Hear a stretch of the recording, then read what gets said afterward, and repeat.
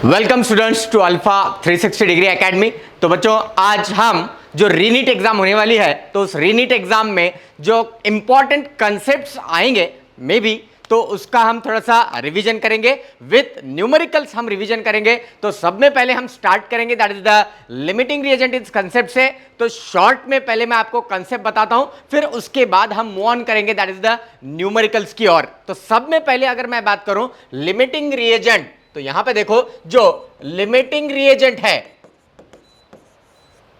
Limiting reagent, अभी जो limiting reagent है, तो ये लिमिटिंग रिएजेंट जो कंसेप्ट है ये अकॉर्डिंग टू स्टोइकियोमेट्री होता है। तो यहां पे सब में पहले हम लिमिटिंग रिएजेंट कब यूज करने वाले हैं, ये बहुत जरूरी कंसेप्ट है।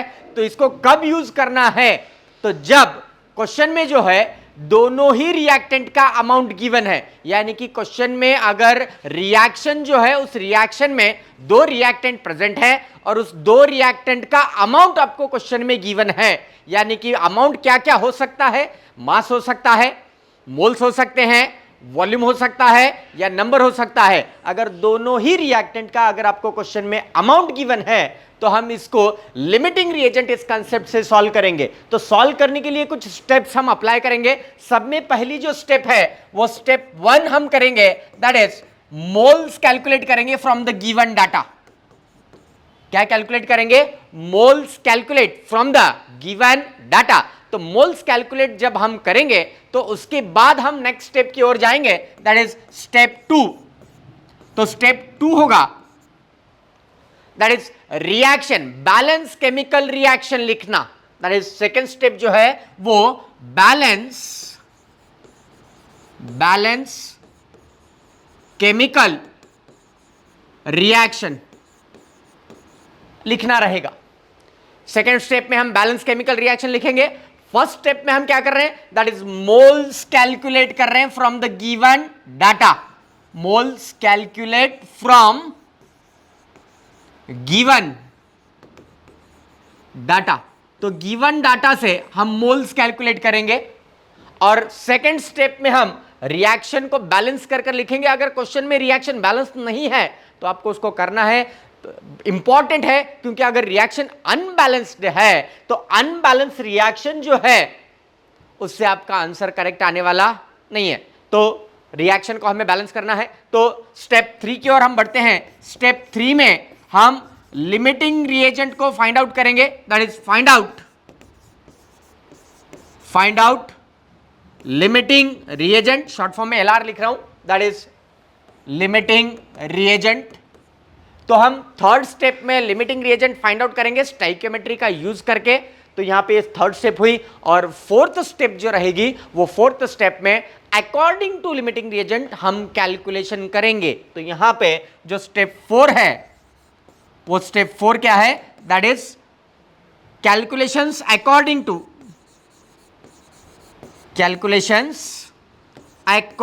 To limiting reagent.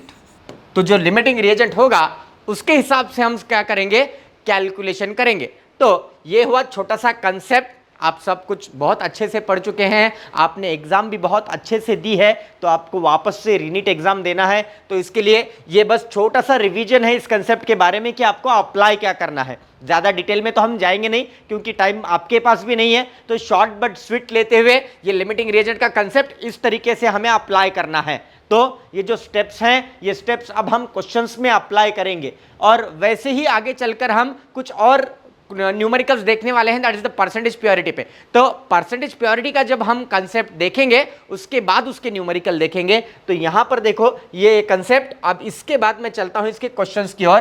तो सब में पहला क्वेश्चन जो है, यहां पर ये क्वेश्चन गिवन है, मैं क्वेश्चन को पढ़ रहा हूं। यहां पे जो क्वेश्चन है वो क्वेश्चन है, in an inorganic reaction 5 gram of calcium carbonate is heated strongly to form calcium oxide and carbon dioxide. तो यहां पे रिएक्शन गिवन है CaCO3 that gives CaO plus CO2। अब आगे बोला गया है the carbon dioxide evolved is passed into an aqueous solution containing 2 gram of sodium hydroxide where the following reaction occurs. तो यहां पे ये CO2 की रिएक्शन NaOH के साथ, that is 2NaOH, that gives Na2CO3 plus water. Assuming complete decomposition and complete utilization of carbon dioxide, the limiting reagent in the second reaction and the number of moles of sodium carbonate form respectively. तो हमें limiting reagent कौन है ये एक बताना है, और जो Na2CO3 के मोल्स हैं that is the sodium carbonate के, वो एक हमें कैलकुलेट करना है कि Na2CO3 कितने मोल्स बना. तो यहां पे देखो, सब में पहले हम करेंगे क्या, पहले इस रिएक्शन को यूज करेंगे CaCO3 वाली रिएक्शन. तो यहां पे ये जो CaCO3 की रिएक्शन है, क्वेश्चन में डाटा जो गिवन है 5 ग्राम कैल्शियम कार्बोनेट का गिवन है, तो हम CaCO3 that gives CaO plus CO2, ये रिएक्शन हुई. अब इस रिएक्शन में इसको अगर देखा जाए तो बैलेंस केमिकल रिएक्शन है. तो यहां पे अगर हम देखेंगे तो 5 ग्राम जो है वो कैल्शियम कार्बोनेट है. तो 5 ग्राम कैल्शियम कार्बोनेट का मास गिवन है, तो उससे हमें कार्बन डाइऑक्साइड का मास कैलकुलेट करना है, क्योंकि फर्दर जो इस रिएक्शन में यूज किया गया है वो कार्बन डाइऑक्साइड को यूज किया गया है नेक्स्ट रिएक्शन में, फर्दर सेकेंड रिएक्शन में. तो यहां पे अगर स्टैंडर्डाइज ये अगर ये रिएक्शन अगर है तो यहां पे ये 1 मोल है, और 1 मोल CaCO3 यानी कि कितना ग्राम CaCO3, that is 100 gram CaCO3, और यहां पे ये 1 मोल CO2 है, तो 1 मोल CO2 यानी कि क्या 44 ग्राम CO2. तो ये आया 44 ग्राम. अब अगर मैं यहां पे बात करूं तो ये तो क्या हुआ, बैलेंस रिएक्शन हुआ, ये स्टैंडर्ड रिएक्शन हुआ. अब हमें क्वेश्चन में जो गिवन है वो 5 ग्राम कैल्शियम कार्बोनेट गिवन है, तो यहां पे हम ये 5 ग्राम लेंगे. अगर 100 ग्राम के लिए 44 ग्राम होगा, तो 5 ग्राम के लिए इसका मास कितना जनरेट होगा वो हमें पहले कैलकुलेट करना होगा. तो करेंगे क्या, हम यहां पे इसको क्रॉस मल्टीप्लाई, तो 44 into 5 divided by that is 100, divided by कितना 100. तो इसको अगर मैं कैलकुलेट करूंगा तो यह आएगा दैट इज 2.2 ग्राम, 2.2 ग्राम, जो कि क्या फॉर्म हुआ CO2. तो 2.2 ग्राम यहां पे CO2 फॉर्म हुआ है. तो इस 2.2 ग्राम CO2 को हम फर्दर यूज करेंगे इस सेकेंड रिएक्शन में. तो यहां से अगर मैं इसके पहले मोल्स कैलकुलेट कर लूं दैट इज CO2 के, तो ये moles of CO2 equal to mass of CO2 divided by molar mass of CO2. तो मोल्स ऑफ CO2 यहां से हमें कैलकुलेट होंगे. तो 2.2 that is 22 into 10 to the power -1 divide 44. तो यहां से 2 टाइम कैंसिल हुआ, तो 1/2 यानी कि 0.5. तो ये वैल्यू आई 0.05 मोल. CO2 के मोल्स कितने आए 0.05. क्लियर. थोड़ा सा लेंदी क्वेश्चन है, क्योंकि ऐसे ही क्वेश्चन पूछे जा रहे हैं नीट में अभी, थोड़े से लेंदी वाले. तो यहाँ पे इस लेंदी क्वेश्चन को यहाँ पे लिया है. तो 0.05 मोल जो आया वो CO2 के मोल्स आए. तो इस मोल्स को हमें फर्दर यहाँ पे यूज करना है. तो नेक्स्ट पेज पे हम दैट इज रिएक्शन लिखेंगे, that is CO2 plus 2NaOH, CO2 plus 2NaOH that gives Na2CO3 plus water. Na2CO3 plus कितना, दैट इज वाटर. अब यहां पे अगर देखेंगे तो यहां पे डाटा देखो क्या गिवन है. एज्यूमिंग यहां पे डाटा जो गिवन है ये 2 ग्राम सोडियम हाइड्रोक्साइड यूज किया गया है. 2 ग्राम क्या यूज किया गया है, सोडियम हाइड्रोक्साइड. ये मोल्स किसके आए, CO2 के. अब सोडियम हाइड्रोक्साइड यानी कि NaOH के भी मोल्स चाहिए. तो यहां से पहले हम जो स्टेप 1 हमारी है लिमिटिंग रिएजेंट यूज करने के लिए, तो स्टेप 1 को हम करेंगे, दोनों ही रिएक्टेंट के हम मोल्स कैलकुलेट करेंगे. CO2 के मोल्स हमने यहां पे कैलकुलेट कर लिए हैं. अगर मोल्स ऑफ NaOH अगर मैं लिखूं तो ये भी given mass divided by molar मास. तो गिवन मास जो है यहां पे 2 ग्राम है, तो 2 डिवाइडेड बाय NaOH का मोलार मास होता है दैट इज 40. NaOH का मोलार मास कितना होता है 40. तो ये आया दैट इज 20. 1 डिवाइडेड बाय कितना 20, और 1 डिवाइडेड बाय 20 को अगर हम यहां पे सॉल्व करेंगे तो ये आ जाएगा दैट इज ये 1/2 इंटू ये 10 टू द पावर +1 ऊपर जाएगा तो 10 टू द पावर -1. तो ये भी 0 पॉइंट कितना आया 0.05, that is 0.05 moles, 0.05 मोल। तो ये आए NaOH के मोल्स। ये मोल्स किसके आए? NaOH के।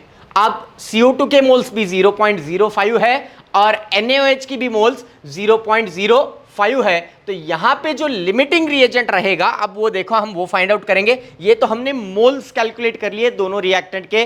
तो यहां पर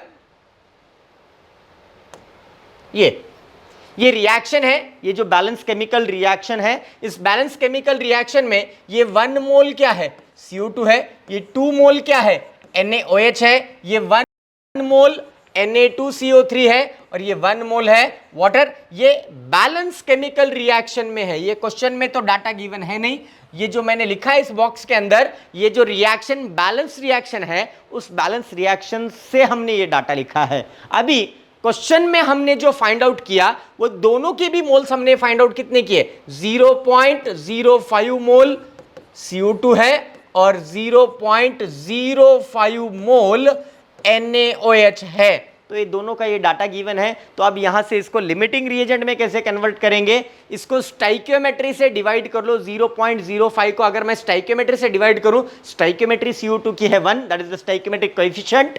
तो 0.05 को 1 से डिवाइड करूंगा तो 0.05 ही रहेगा।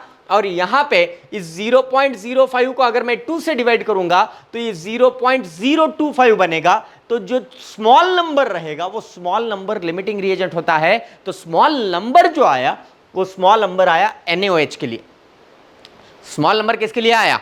NaOH के लिए। तो NaOH यहां पे रहेगा बेटा, दैट इज लिमिटिंग रिएजेंट। तो ये आया हमारा limiting reagent, that is LR। ये हुआ हमारा लिमिटिंग रिएजेंट। अब हमें Na2CO3 के भी मोल्स कैलकुलेट करने हैं। तो यहां से बस 2 मोल्स से ये 1 मोल बनेगा।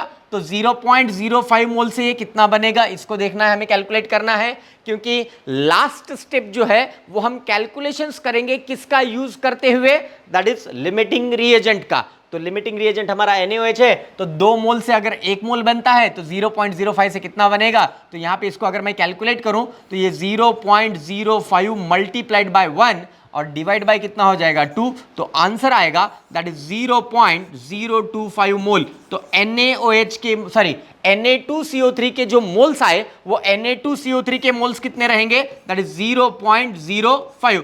अगर मैं ऑप्शंस की बात करूं तो यहां पे देखो NaOH हमारा लिमिटिंग रिएजेंट आया था। तो 2 ऑप्शंस में NaOH लिमिटिंग रिएजेंट दिख रहा है। और आंसर्स की अगर बात करें, दैट इज द मोल्स की बात अगर मैं करूं सोडियम कार्बोनेट के, तो सोडियम कार्बोनेट के हमने जो मोल्स कैलकुलेट किए दैट मोल्स इज 0.025। तो 0.025 सेकंड ऑप्शन में है। तो आपका जो ऑप्शंस करेक्ट रहेगा वो बी ऑप्शन करेक्ट या सेकंड ऑप्शन आपका करेक्ट रहेगा।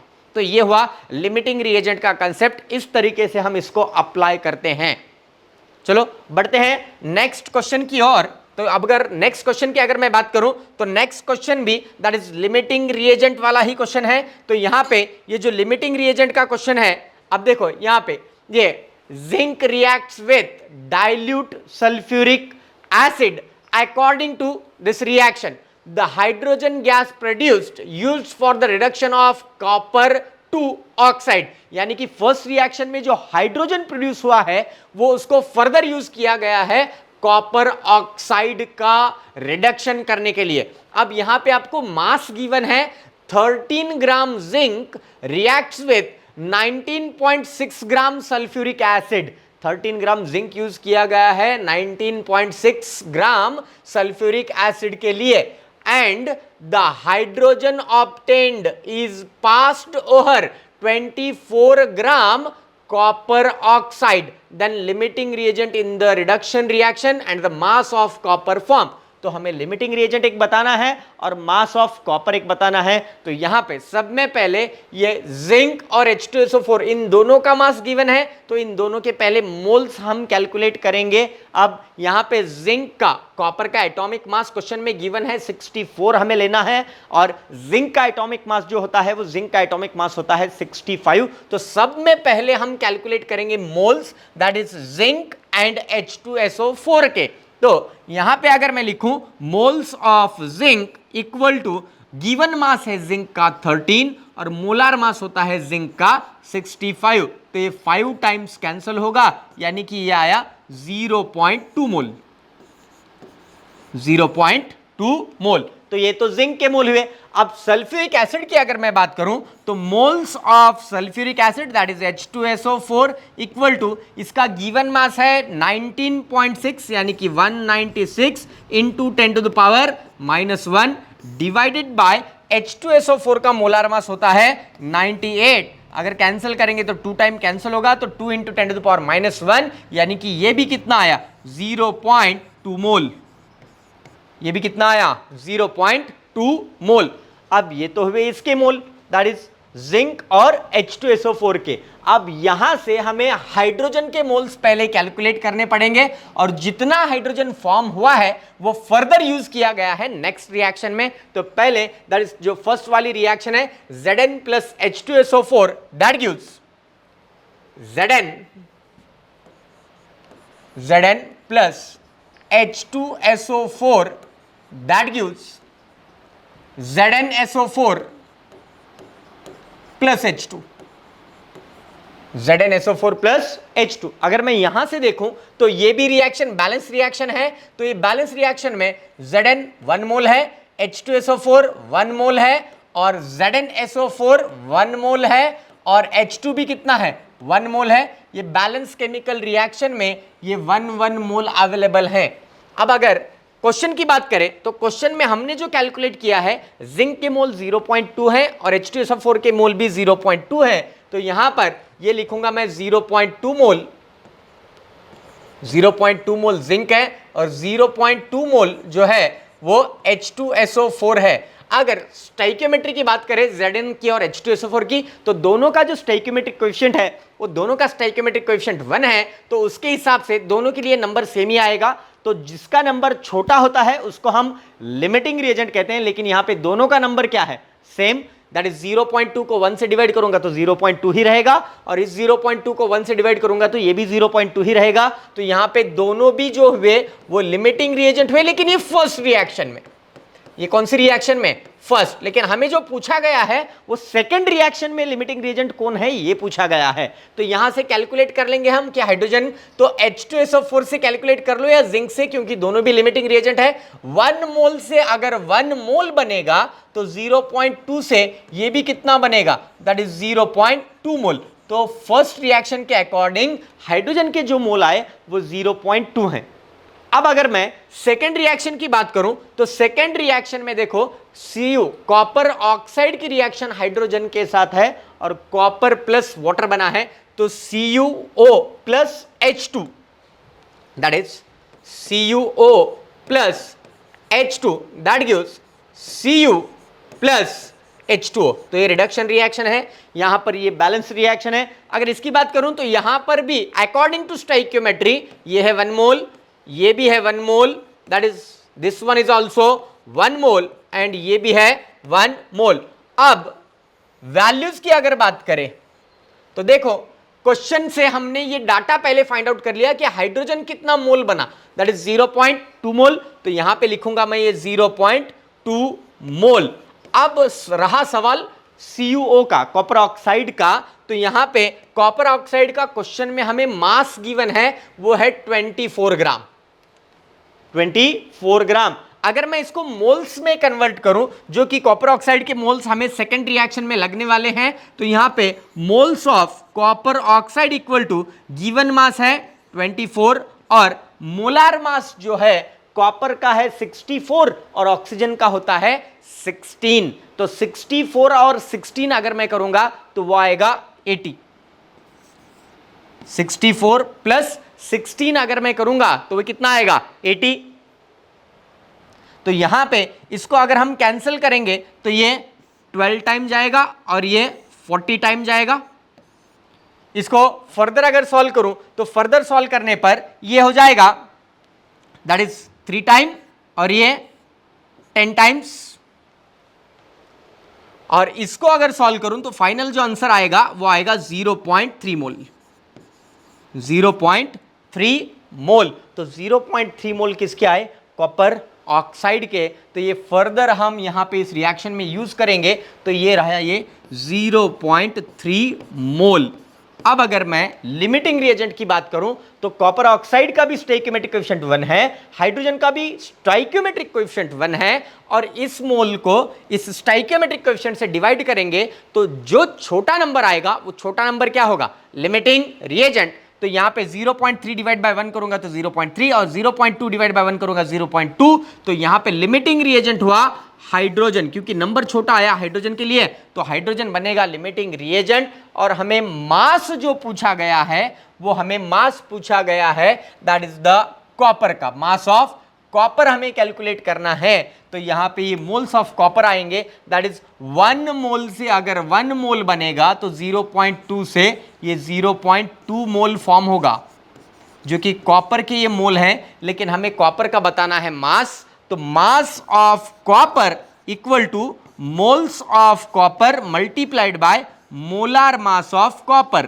तो मोल्स ऑफ कॉपर 0.2 है और इसका जो मोलार मास है कॉपर का वो 64 गिवन है। अगर इसको हम सॉल्व करेंगे तो ये आएगा 12.8 ग्राम, 12.8 ग्राम। तो लिमिटिंग रिएजेंट कौन हुआ? हाइड्रोजन, और मास कितना आया? 12.8 ग्राम। और इसके अकॉर्डिंग अगर हम ऑप्शन की बात करें तो यहां पर देखो ये रहा ऑप्शन। पहले ऑप्शन में CuO को लिमिटिंग रिएजेंट दिया है, सेकंड और थर्ड ऑप्शन में हाइड्रोजन को लिमिटिंग रिएजेंट दिया है। तो आंसर अगर देखेंगे, कॉपर का मास अगर देखेंगे तो 12.8 ग्राम, जो कि थर्ड ऑप्शन में है यानी कि सी ऑप्शन में। तो हमारा आंसर जो करेक्ट रहेगा वो सी वाला ऑप्शन करेक्ट रहेगा। क्लियर? ठीक है, तो ये हुआ दैट इज लिमिटिंग रिएजेंट का सेकंड क्वेश्चन। अब अगर नेक्स्ट क्वेश्चन की बात करूं तो नेक्स्ट क्वेश्चन में भी आई थिंक एक सेम मैंने न्यूमेरिकल रखा होगा। अब इस न्यूमेरिकल में भी सेम देखो, यहां पे sulphur is burn in oxygen according to the reaction, the sulphur dioxide produced is oxidised further. तो ये रिएक्शन हो जाएगी if 6.4 gram of sulphur is burn in 6.4 gram of oxygen and the sulfur dioxide obtained is further reacted with 1.6 gram of oxygen, then the limiting reagent in the second reaction and the number of moles of sulfur trioxide form respectively। तो सब में पहले हम moles calculate करेंगे, जितना भी data given है उसको मोल्स में कन्वर्ट करेंगे। तो यहां पे 6.4 ग्राम सल्फर है, तो मोल्स ऑफ सल्फर की अगर बात करूं तो 6.4 डिवाइडेड बाय सल्फर का एटॉमिक मास होता है दैट इज 32। तो 32 का डबल 64 है, तो ये आया 0.2 मोल। ये सल्फर के मोल आए। अब 6.4 ग्राम ऑक्सीजन गिवन है, तो मोल्स ऑफ ऑक्सीजन की अगर बात करूं तो मास ऑफ ऑक्सीजन 6.4 है और ऑक्सीजन का जो मोलार मास होता है दैट इज वो भी 32 ही होता है, दैट इज ये आया 32 O2 का मोलार मास। तो 6.4 डिवाइड बाय 32 करेंगे तो ये भी कितना आएगा दैट इज 0.2 मोल रहेगा। तो यहां पे ये मोल्स आए ऑक्सीजन के। अब अगर फर्दर हम देखेंगे तो फर्दर भी ऑक्सीजन का मास क्वेश्चन में गिवन है, यानी कि सेकेंड रिएक्शन में जो मास है ऑक्सीजन का वो ऑक्सीजन का मास है 1.6 ग्राम। तो यहां पे उसके भी हम मोल्स कैलकुलेट कर लेंगे। तो moles of oxygen equal to 1.6 यानी कि 16 इंटू 10⁻⁻1 डिवाइडेड बाय 32। तो ये आएगा 1/2। तो ये भी आया दैट इज 0.5 इंटू 10⁻⁻1 यानी कि ये वैल्यू हुई 0.05 मोल। तो ये हुए इस रिएक्शन के मोल। अगर इस क्वेश्चन को सॉल्व करना है तो पहले हम सल्फर प्लस ऑक्सीजन की रिएक्शन से SO2 के मोल्स कैलकुलेट करेंगे। तो यहां पे S plus O2 that is S plus O2 that gives SO2। अगर इसकी बात करूं तो यहां पे ये है 1 मोल इस रिएक्शन में, ये भी है 1 मोल और ये भी है 1 मोल। तो ये तो हुआ स्टैंडर्ड यानी कि बैलेंस केमिकल रिएक्शन हुई। तो यहां पर हम जो मोल्स सल्फर और ऑक्सीजन की मोल्स की अगर मैं बात करूं तो सल्फर के मोल 0.2 हैं, ऑक्सीजन के मोल भी 0.2 हैं, तो ये आया 0.2 मोल और ये भी आया 0.2 मोल। और अगर इसको स्टाइकियोमेट्रिक कोएफिशिएंट से डिवाइड करेंगे तो दोनों भी वैल्यू 0.02 ही रहेंगी। तो यानी कि ये दोनों भी क्या रहेंगे, लिमिटिंग रिएजेंट रहेंगे। तो ये रहा दैट इज लिमिटिंग रिएजेंट और ये भी रहा दैट इज लिमिटिंग रिएजेंट। तो ये दोनों अगर लिमिटिंग रिएजेंट है तो 1 मोल से 1 मोल है तो 0.2 से ये 0.2 मोल बनेगा। तो इसको हमें फर्दर यूज करना है। तो फर्दर रिएक्शन जो है SO2 plus O2 that gives SO3। तो यहां पर that is 2SO2 plus O2 that gives 2SO3। तो इस रिएक्शन में ये 2 मोल है, इस रिएक्शन में ये 1 मोल है और इस रिएक्शन में ये 2 मोल है। तो यहाँ पर इसको अगर मैं सॉल्व करूँ यहाँ पे तो ये देखो ये 0.2 मोल किसके हैं, SO2 के हैं। तो यहाँ पे लिख दिया 0.2 मोल। और ऑक्सीजन के मोल की अगर मैं बात करूँ तो ऑक्सीजन के मोल्स जो है वो ऑक्सीजन के मोल 0.05 मोल है। तो यहाँ पर लिखेंगे हम 0.05 मोल। अब इसको लिमिटिंग रिएजेंट फाइंड आउट करने के लिए अगर मैं डिवाइड करूँ 0.2 को अगर 2 से डिवाइड करूंगा तो ये 0.1 आएगा और 0.05 को 1 से डिवाइड करूंगा तो 0.05 आएगा। तो इन दोनों में से डिवाइड करने के बाद जो छोटा नंबर रहेगा वो 0.05 रहेगा। तो ये बनेगा हमारा लिमिटिंग रिएजेंट। तो ये हुआ हमारा लिमिटिंग रिएजेंट। अगर 1 मोल से 2 मोल बन रहा है तो 0.05 से कितना बनेगा, तो यहाँ पे 2 मल्टीप्लाइड बाय 0.05 करेंगे तो ये आएगा 0.1 मोल। तो SO3 के मोल आए 0.1। अगर ऑप्शंस को चेक किया जाए तो ऑक्सीजन लिमिटिंग रिएजेंट होना चाहिए और SO3 के मोल 0.1 होने चाहिए। तो यहाँ पे देखो oxygen limiting reagent B and C option यानी कि 2 एंड 3rd ऑप्शन दोनों में है और यहाँ पे ये 0.05 और 0.01। तो ऑप्शन C हमारा करेक्ट रहेगा। ऑप्शन C हमारा क्या रहेगा, करेक्ट। तो इसको ये हुआ इस क्वेश्चन का आंसर। तो अब हम नेक्स्ट क्वेश्चन की ओर बढ़ते हैं। तो नेक्स्ट क्वेश्चन की अगर मैं बात करूं तो नेक्स्ट क्वेश्चन जो है वो ये रहा, दैट इज परसेंटेज प्योरिटी वाला क्वेश्चन है। तो यहाँ पे परसेंटेज प्योरिटी वाले क्वेश्चन में फॉर्मूला पता होना जरूरी है। जो परसेंटेज प्योरिटी का फॉर्मूला है, percentage purity equal to mass of pure substance divided by impure mass multiplied by 100। तो क्वेश्चन में हमें गिवन है कि 10 ग्राम जो है वो इम्प्योर सैंपल है और 1.12 लीटर कार्बन डाइऑक्साइड फॉर्म हुआ है एट STP और हमें कैलकुलेट करना है परसेंटेज प्योरिटी। तो हम पहले करेंगे क्या, कि 1.12 लीटर को मोल्स में कन्वर्ट करेंगे। तो यहाँ पर ये मैं लिख रहा हूँ that is the moles of CO2 equal to 11.2 into 10⁻⁻1 divided by 22.4 litre. तो इसको ये कैंसिल करेंगे तो ये हाफ बनेगा यानी कि 0.5 इंटू 10⁻⁻1 तो ये 0.05 मोल आए CO2 के। तो यहाँ पर आप CO2 से Na2CO3 के मोल्स कैलकुलेट कर लो क्योंकि परसेंटेज प्योरिटी Na2CO3 की ही बतानी है। तो रिएक्शन के अकॉर्डिंग अगर देखा जाए 1 मोल के लिए 1 मोल है तो 0.05 के लिए भी कितना रहेगा, 0.05 मोल बनेगा यानी कि उतना चाहिए होगा Na2CO3। तो यहां से डायरेक्टली अगर मैं लिखूं जैसे कि स्टाइकियोमेट्री 1 मोल से कितना है, 1 मोल है तो 0.05 से कितना 0.05 ही रहेगा। तो मोल्स ऑफ Na2CO3 भी जो आएंगे वो भी कितने रहेंगे 0.05 मोल। तो ये तो Na2CO3 के मोल हो गए। अगर इसको मैं मास में कन्वर्ट करूं तो mass of Na2CO3 equal to 0.05 into Na2CO3 का मोलार मास रहेगा दैट इज द 106। तो ये आ जाएगा 106। तो इसको ये हुआ प्योर मास। इम्प्योर मास क्वेश्चन में गिवन है दैट इज 10 ग्राम। तो इसको बस हम यूज करेंगे फर्दर। तो ये जो मास है ये ग्राम में रहेगा और ये कौन सा मास रहेगा, प्योर मास। तो यहां पे लिख दूं कि ये प्योर मास रहेगा Na2CO3 का। तो परसेंटेज प्योरिटी का फॉर्मूला अगर मैं लिखूंगा तो percentage purity of Na2CO3 equal to mass of pure Na2CO3 divided by impure mass multiplied by 100। अगर वैल्यूज को हम सब्स्टिट्यूट करेंगे तो ये वैल्यूज हो जाएंगी दैट इज 0.05, तो इसको मैं लिखता हूं 0.5 यानी कि 1/2 हो जाएगा ये, तो 0.5 into 10⁻⁻1 multiplied by 106 divided by mass जो गिवन है वो इम्प्योर मास 10 ग्राम है, ये मल्टीप्लाइड बाय कितना 100, तो ये कितना टाइम जाएगा 10 टाइम, और ये 10 की पावर -1 और ये 10 की पावर +1, तो ये दोनों भी क्या हो जाएंगे कैंसल। तो यहाँ से 0.5 मल्टीप्लाइड बाय 106 करूँगा तो 0.5 यानी कि हाफ, तो इसका हाफ हो जाएगा दैट इज 53, तो ये परसेंटेज प्योरिटी आ जाएगी 53%। तो ऑप्शन जो करेक्ट रहेगा वो फर्स्ट ऑप्शन करेक्ट रहेगा, that is the 53%।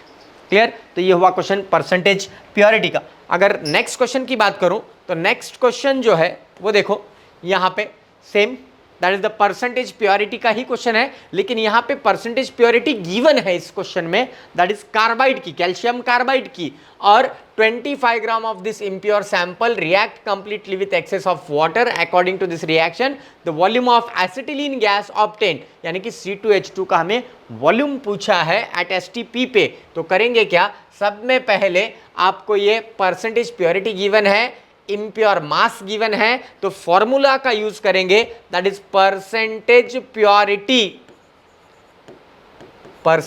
Purity equal to pure mass W pure divided by impure mass that is W impure multiplied by 100।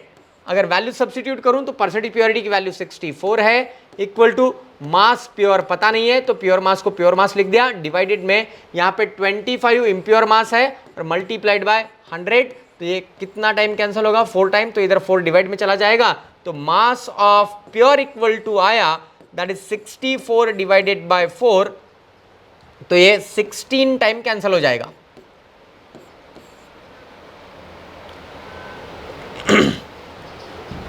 ये मास आया, सॉरी ग्राम, तो ये मास आया ग्राम में जो कि प्योर मास है। अब लेकिन हमें पूछा है दैट इज C2H2 का दैट इज वॉल्यूम कितना रहेगा।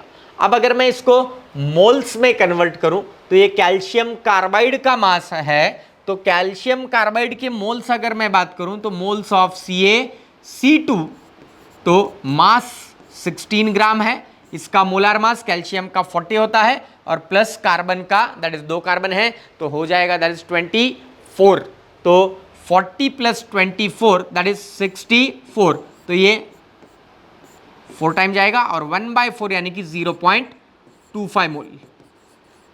0.25 मोल क्या बना दैट इज कैल्शियम कार्बाइड, तो यहां से आप स्टोइकियोमेट्री का यूज करो that is CaC2 plus 2H2O that gives C2H2, acetylene बना that is plus CaOH twice. तो यहां से अगर हम देखेंगे स्टोइकियोमेट्री से 1 मोल से कितना बन रहा है 1 मोल, तो 0.25 से कितना बनेगा, अगर ये 0.25 मोल है तो ये भी कितना बनेगा 0.25, बिकॉज स्टोइकियोमेट्री 1:1 है, तो यह है 0.25 मोल किसके एसिटिलीन के, लेकिन हमें क्वेश्चन में पूछा जो गया है वो है वॉल्यूम। तो वॉल्यूम को कैलकुलेट करने के लिए हम यहाँ पे इसका वैल्यू का फर्दर यूज करेंगे।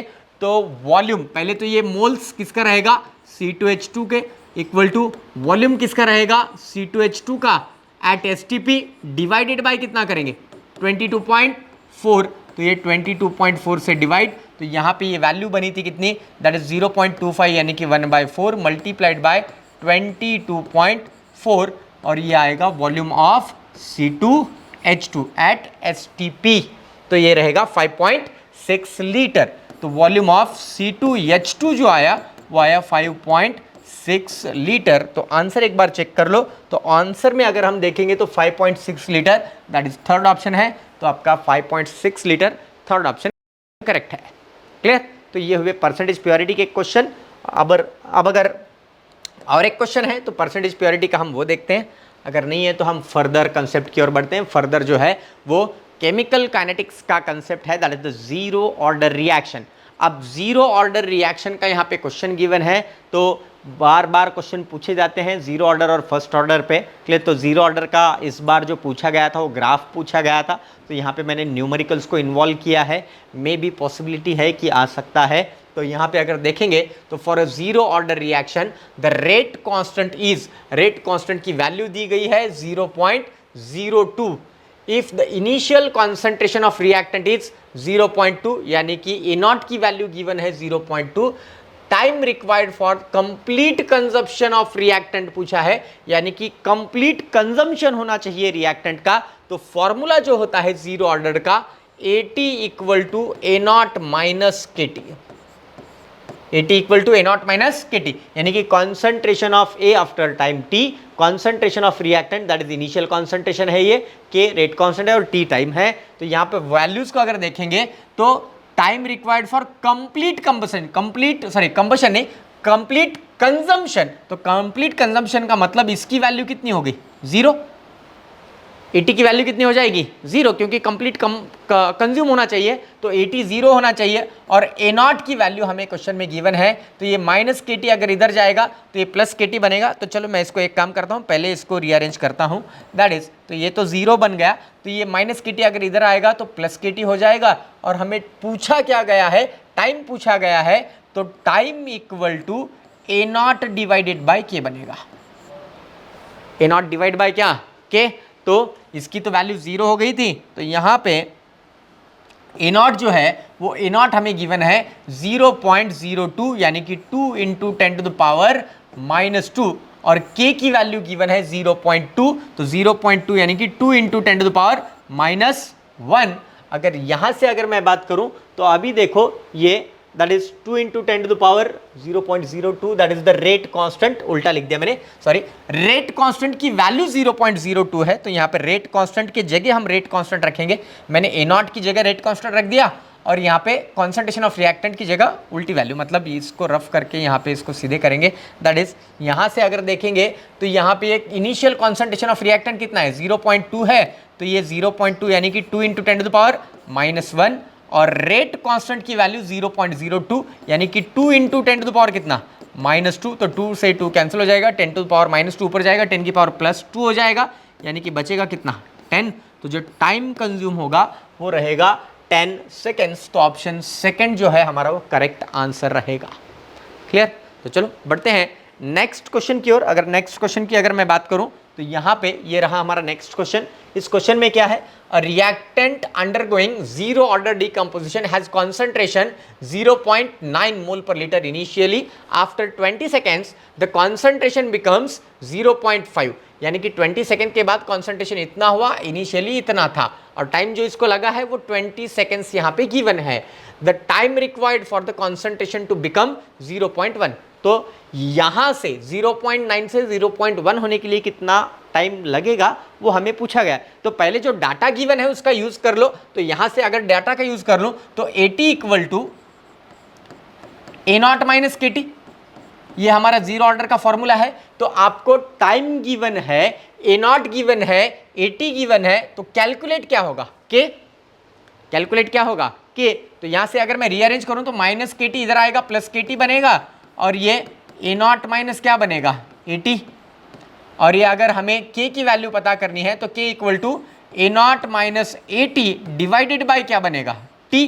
तो यहाँ से ए नॉट की वैल्यू अगर मैं सब्सटीट्यूट करूँ तो ए नॉट है 0.9 माइनस AT हमारा है 0.5 डिवाइडेड बाय, इसके लिए टाइम जो कंज्यूम हुआ था वो है 20, तो ये 0.9 माइनस 0.5 दैट इज 0.4, तो ये आया 4 into 10 to the power -1 divided by 20, तो ये आ जाएगा 5 टाइम्स कैंसिल, 5 टाइम्स कैंसिल अगर हुआ तो ये 0.2 इंटू 10 टू द पावर -1, तो ये हो जाएगा 0.02।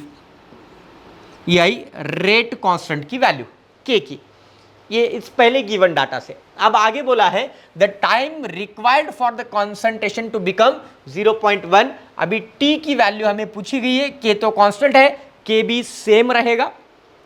सेकेंड कंडीशन में के क्या रहेगा? सेम वैल्यू कितनी रहेगी 0.02। तो यहां पे हम रखेंगे, दैट इज सेकेंड टाइम इसको यूज करेंगे, तो यहां पे वैल्यू कितनी रखेंगे 0.02। ए नॉट की वैल्यू क्वेश्चन में 0.9 ऑलरेडी गिवन है और 80 जो है वो 0.1 हुआ है। तो फर्दर नेक्स्ट पेज पे same formula k equal to A naught minus 80 divided by t. k की वैल्यू थी 0.02, एक बार कंफर्म कर लेते हैं, हाँ k की वैल्यू 0.02, ए नॉट है 0.9 माइनस 80 0.1 दिया गया है, क्वेश्चन में बोला है कि 0.1 है, जैसे कि यहाँ पे ये 0.1 क्वेश्चन में लास्ट जो वर्ड है यहाँ पे गिवन है 0.1 है फाइनल कॉन्सेंट्रेशन, और हमें पूछा गया क्या है टाइम, तो यहाँ पे टाइम की जगह रखेंगे t। अगर इसको सॉल्व करूँ तो ये 0.8 हो जाएगा, तो ये t इक्वल टू बनेगा दैट इज 0.8 यानी कि 8 into 10 to the power -1 divide में ये 2 इंटू 10 टू द पावर कितना -2, तो ये कितना टाइम जाएगा 4 टाइम्स 10 टू द पावर -2 ऊपर जाएगा 10 टू द पावर +2, तो ये हो जाएगा दैट इज 10, तो 10 यानी कि आंसर आया 40। तो टाइम जो कंज्यूम होगा वो 40 सेकेंड्स रहेगा। तो ऑप्शंस के अकॉर्डिंग अगर देखेंगे तो यहाँ पे ये रहा 40 सेकेंड्स, तो ये रहा इसका आंसर सेकेंड क्वेश्चन का। तो नेक्स्ट क्वेश्चन की अगर मैं बात करूँ अब जीरो ऑर्डर का ही रहेगा आई थिंक, तो जैसे कि ये है, हाँ, और एक जीरो ऑर्डर का क्वेश्चन है। In a zero order reaction the concentration fall from 0.7 to 0.2 in 25 minutes. In क्या 25 मिनट। ऑप्शन में यहाँ पर मिनट इनवर्स ही यूज किया गया है, तो आपको टाइम को चेंज करने की जरूरत है नहीं है।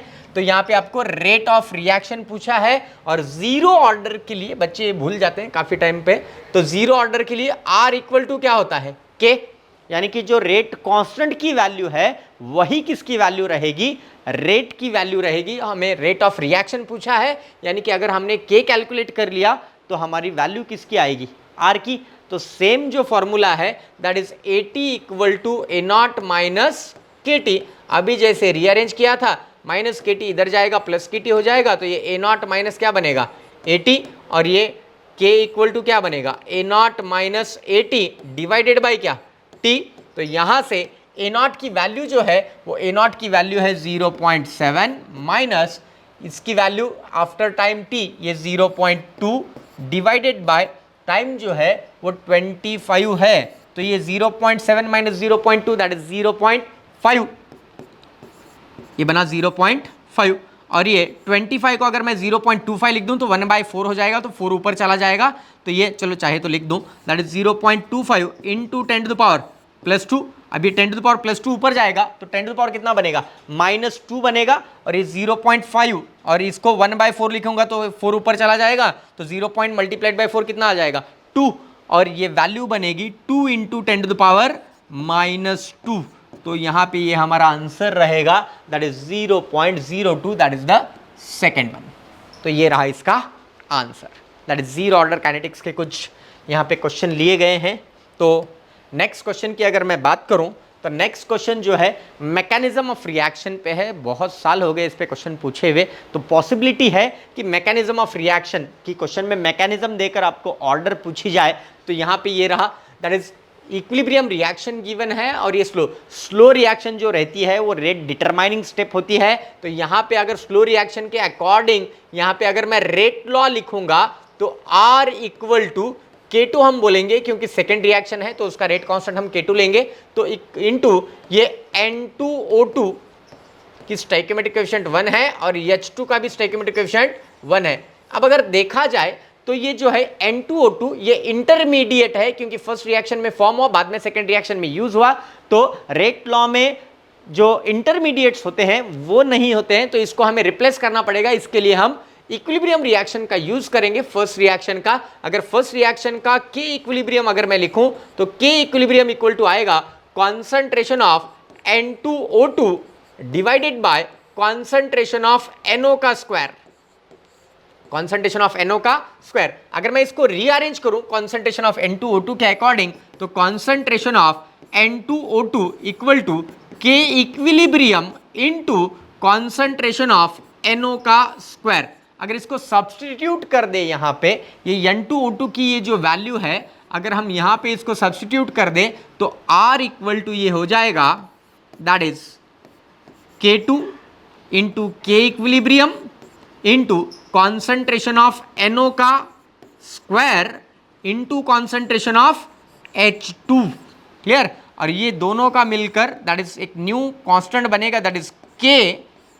तो ये रहेगा कॉन्सेंट्रेशन ऑफ NO का स्क्वायर और एक कॉन्सेंट्रेशन ऑफ H2। तो ऑर्डर जो आई NO के अकॉर्डिंग ऑर्डर रहेगी 2 और H2 के अकॉर्डिंग ऑर्डर रहेगी 1। तो करेक्ट ऑप्शन 2 एंड 1, NO के रिस्पेक्ट में 2 और H2 के रिस्पेक्ट में 1। तो हमारा आंसर रहेगा दैट इज सेकंड वाला करेक्ट। क्लियर? सेम क्वेश्चन ऐसे ही एक क्वेश्चन देखेंगे, एक that is the last one question. तो यहां पे same type of question, consider the reaction mechanism given है, overall order of the reaction हमें पूछा गया है। तो यहां पर इसको स्लो जो स्टेप रहता है वो रेट डिटरमाइनिंग स्टेप होता है। तो इसके अकॉर्डिंग अगर मैं रेट लॉ लिखूंगा तो R equal to k into concentration of that is K2 हम बोलेंगे इसको क्योंकि सेकेंड रिएक्शन है।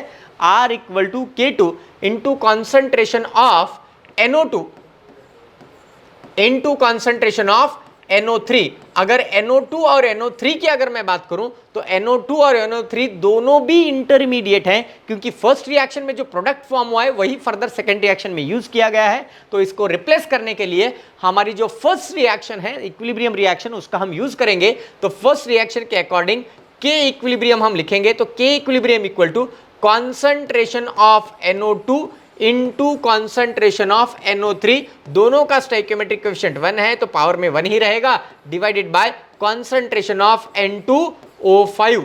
तो ये रहा। तो यहां से इसको अगर हम रीअरेंज करेंगे तो concentration of NO2 into concentration of NO3 equal to K equilibrium into concentration of N2O5। अगर मैं इस चीज को यहां पर ले जाकर सब्स्टिट्यूट कर दूं इन दोनों की जगह पर तो ये बनेगा R equal to K2 into K equilibrium into concentration of N2O5। Concentration of N2O5 की पावर 1 ही रहेगी। तो इस दोनों को मल्टीप्लाई करने पर एक न्यू कांस्टेंट बनेगा। तो R इक्वल टू हम इसको K कहेंगे इंटू कॉन्सेंट्रेशन ऑफ N2O5 की पावर कितनी है 1, यानी कि जो रिएक्शन की ओवरऑल ऑर्डर है वो ओवरऑल ऑर्डर 1 है। तो हमारा करेक्ट आंसर जो रहेगा वो रहेगा फर्स्ट ऑर्डर। तो ये हुए मैकेनिज्म के क्वेश्चंस। तो यहाँ पे ये पार्ट 1 लेक्चर है। तो इस पार्ट 1 लेक्चर में कुछ मोल कॉन्सेप्ट के और कुछ जो हैं केमिकल काइनेटिक्स के क्वेश्चन मैंने कवर किए हैं। पार्ट 2 में और कुछ फिजिकल के क्वेश्चंस हम कवर करेंगे। तो stay tuned with alpha 360 degree academy. मिलते हैं बेटा पार्ट 2 में। Thank you.